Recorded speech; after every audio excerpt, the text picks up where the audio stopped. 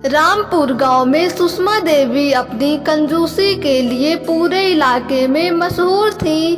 लोग कहते थे कि अगर उनकी छत से एक पैसा भी नीचे गिर जाए तो वो हवा में ही पकड़ ले।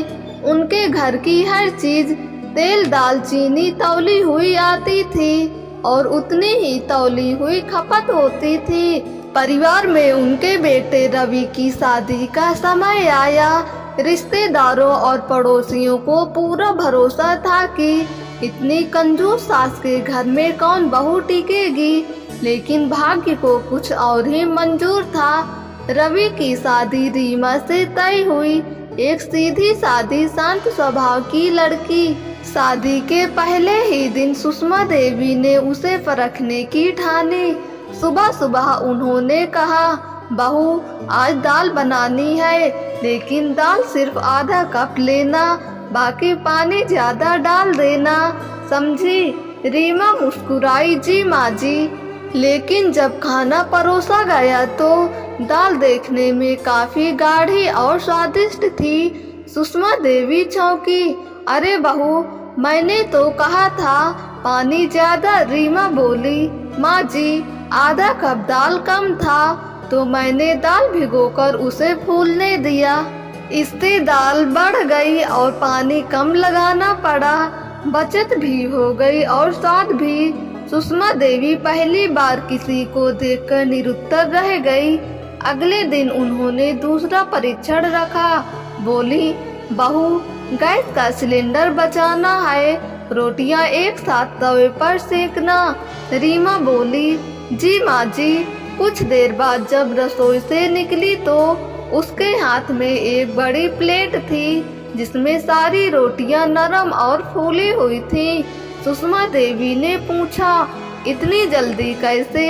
रीमा ने हंसते हुए कहा, माँ जी मैंने आटा थोड़ा गर्म पानी से लगाया, इसलिए रोटियां जल्दी सिक गई। फिर तवा बड़ा था, उस पर एक साथ 3 रोटियां आ गई। गैस भी बची और समय भी। सुषमा देवी की आंखें फैल गईं। तीसरे दिन उन्होंने तीसरा चालाकी वाला परीक्षण किया।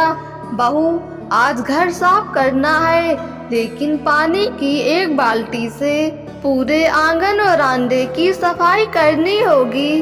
रीमा ने सिर हिलाया और झाड़ू पोंछा करने लगी। थोड़ी देर में पूरा घर चमचमा रहा था। सुषमा देवी बोली, एक बाल्टी से कैसे?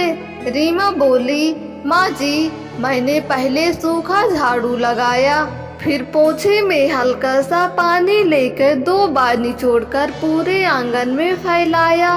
पानी कम लगा, सफाई भी अच्छी हो गई। अब तो सुषमा देवी मान गई, यह बहू तो उनसे भी बढ़कर कंजूस नहीं सुपर कंजूस थी। धीरे धीरे पूरे गांव में चर्चा फैल गई। अरे कंजूस सुषमा देवी को मिल गई सुपर कंजूस बहू। लोग हंसते थे, मजे लेते थे, लेकिन सुषमा देवी मन ही मन बहुत खुश थी। पहली बार किसी ने उनकी सोच को समझा था और उससे आगे निकल कर दिखाया था। एक शाम सुषमा देवी ने रीमा से कहा, बहू लोग चाहे कुछ भी कहें, पर तूने घर को संभालने का तरीका समझा दिया। आज पहली बार मुझे लगता है कि मेरा घर किसी सही हाथ में पहुंचा है। रीमा मुस्कुराई, सही बचत वही है माँ जी जिसमें कमी ना लगे। और उस दिन से सास बहू की जोड़ी पूरे गांव में मिसाल बन गई, बचत की, समझदारी की और प्रेम की। दोस्तों अगर आपको ये कहानी पसंद आई हो तो हमारे YouTube चैनल को सब्सक्राइब करके बेल आइकन को क्लिक कर दें, ताकि वीडियो का नोटिफिकेशन सबसे पहले आप तक पहुँचे।